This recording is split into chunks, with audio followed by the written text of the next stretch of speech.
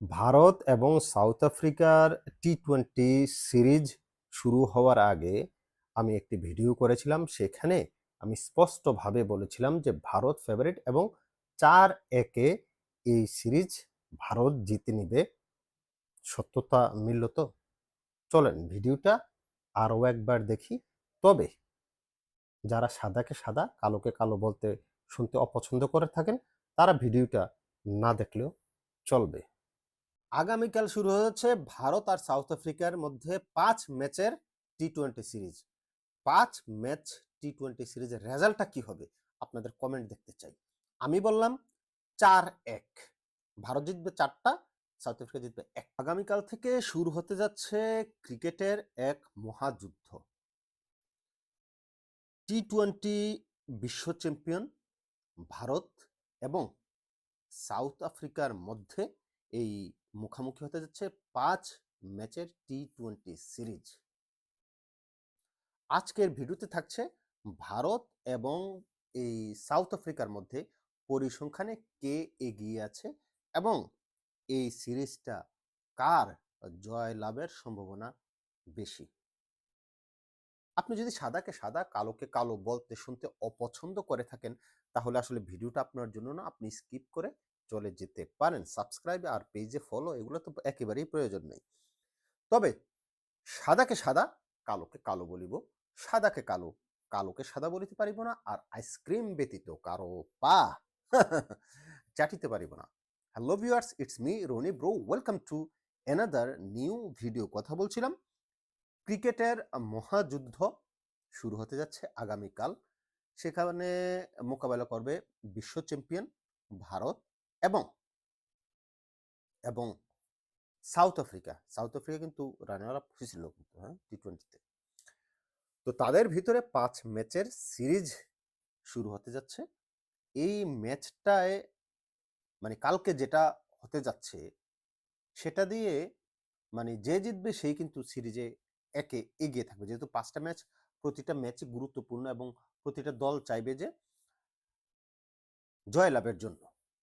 এখন পরিসংখ্যান কি বলে, কে বেশি এগিয়ে আছে ভারত এবং সাউথ আফ্রিকার মধ্যে?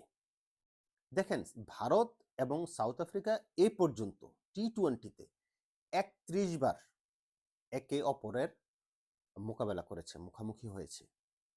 তার ভিতরে ভারত জিতেছে 18টি ম্যাচ। 18টা ম্যাচ জিতেছে ভারত, আর 12টা ম্যাচ জিতেছে সাউথ আফ্রিকা। 18 আর 12 এ হচ্ছে 30, আর একটা ম্যাচ আপনার পরিত্যক্ত হয়েছিল, নো রেজাল্ট। এখন পরিসংখ্যানের দিক থেকে বোঝা যায় যে ভারত এগিয়ে আছে 12 আর 18, 3 আর 2, এরকম একটা সিচুয়েশন আর কি।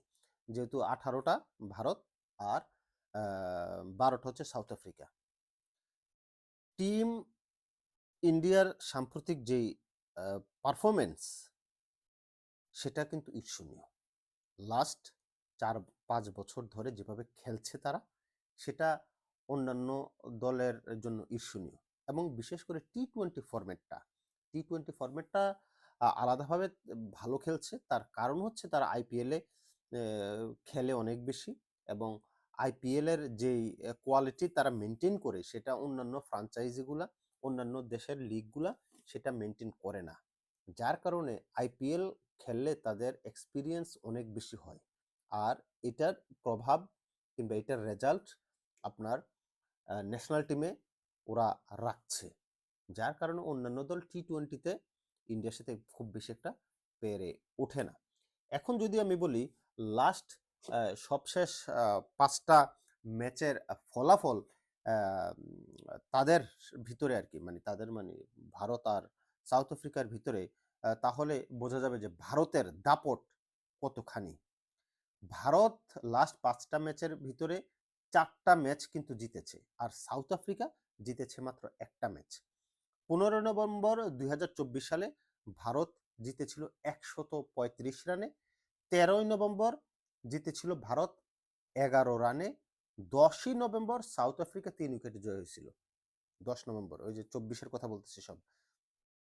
আর 8 নভেম্বর ভারত জয় হয়েছিল 61 রানে। তো এইখানে 4টার ভিতরে একটা ওরা জিতছে আর ভারত 3টা। আর যেটা 29শে জুন ওই যে বিশ্বকাপ ফাইনালে মুখোমুখি হয়েছিল, সেখানে তো ভারত 7 রানে জয়ী হয়েছিল। সেটা তো মনে আছে নিশ্চয়ই।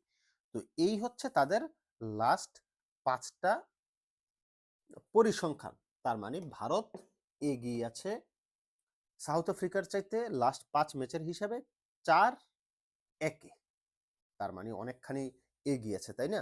আপনার টোটাল যদি পরিসংখ্যান বিচার করেন 31 ম্যাচের ভিতরে 18টা ভারতের, 12টা সাউথ আফ্রিকার, আর লাস্ট 5টার ভিতরে 4টা ভারতের, একটা হচ্ছে সাউথ আফ্রিকার। সুতরাং পরিসংখ্যানই বলে দিচ্ছে ভারত সাউথ আফ্রিকার চাইতে অনেক বেশি এগিয়ে আছে টি-20 ফরম্যাটে। এখন আসি, এগিয়ে থাকলে তো আর হবে না। সাম্প্রতিক পারফরম্যান্সটা কেমন? সাম্প্রতিক যে তাদের ফর্ম ব্যাটসম্যানদের, টপ অর্ডারদের, সেটা কেমন?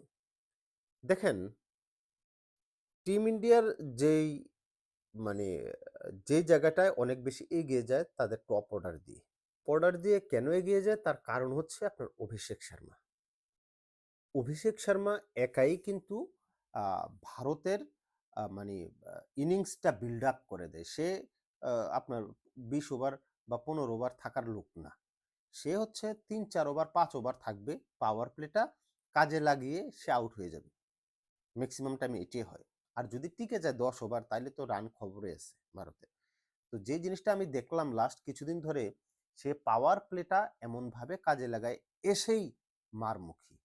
বোলারদের উপরে যে চড়া হওয়ার যে ব্যাপারটা, অভিষেক শর্মা এই জিনিসটা অনেক বেশি ইন্ডিয়ান টিমকে এগিয়ে দেয়। শুরুতেই মনে করেন যে ডাউন উইকেট আসবে, শুরুতেই আপনার ৪ ছক্কা, শুরুতেই পুল খেলবে। মানে বলের মেরিট বিচার বিশ্লেষণ করে যেই শট খেলার দরকার সেই শটটাই কিন্তু সে খেলে এবং নির্ভয়ে খেলে। বোলারদের উপর চড়াও হয়। মনে করেন যে প্রথম বলটা অনেকে কি করে, একটু দেখে, দেখে শুনে। সে দেখাশোনার লোক না। সে মানুষের ওই দেখাশোনার মতো মানুষই না। সে আসছে বল, একটু বাউন্স এসে পুল করে দেবো, ছক্কা মেরে দেবো, কিংবা ডাউন উইকেটে এসে স্ট্রেট ড্রাইভ করে দেবো, ৬ মেরে দেবো, এই টাইপের।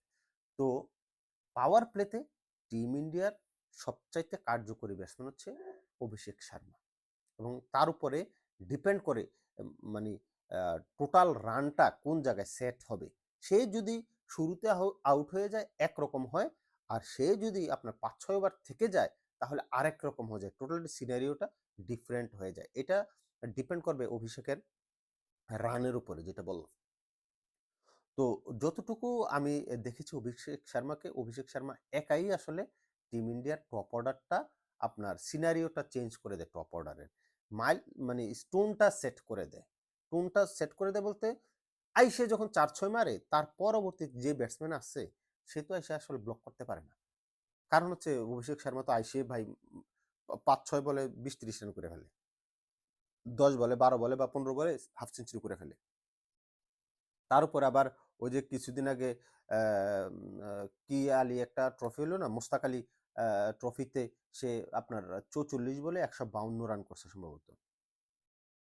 মানে এটা কোনো মানুষের কথা নাকি? এর সাথে জিন আছে। জিন আসর করে, জিনে এগুলো করে তার সাথে। আমার কাছে মনে হয় না মানুষের কোনো জাতের ভিতরে পড়ে না। মানুষ কি ৪৪ বলে ভাই ১৫২ রান, এটা সম্ভব? আমার মনে হয় না সম্ভব। তার সাথে জিন-টিন আছে। জিন আপনার শেয়ার করে তারে। সংসারে শুধু তার মন আর মন। আফসোস, আফসোস, আফসোস। দেখা যাক, অভিষেক শর্মার কথা কেন বললাম? আমার কাছে মনে হচ্ছে যে কালকে অভিষেক শর্মা আপনার ফ্যাক্টর হয়ে দাঁড়াবে সাউথ আফ্রিকার জন্য। অভিষেক শর্মা হইতে পারে, ক্যাপ্টেন সূর্যকুমার হইতে পারে। তবে সূর্যা খুব বেশি যে ফর্মে আছে সেটা আমার কাছে মনে হয় না, সূর্যকুমার। তারপরে বোলিং ডিপার্টমেন্টে তাদের সেরা বোলিং লাইন আপটাই টি-20তে রাখলো দেখলাম। সিরাজ আছে, বুমরা আছে, তারপরে কুলদীপ আছে, আকসার প্যাটেল আছে। বোলিং লাইন আপটা নিয়ে কথা বলার কিছু নেই। ওয়ানডেতে আমার কথা বলার ছিল, কারণ সেখানে সিরাজকেও রাখা হয় নাই, সেখানে জাসপ্রীত বুমরাকেও রাখা হয় নাই, রেস্ট দিছে। শামিকে তো নিচ্ছেই না।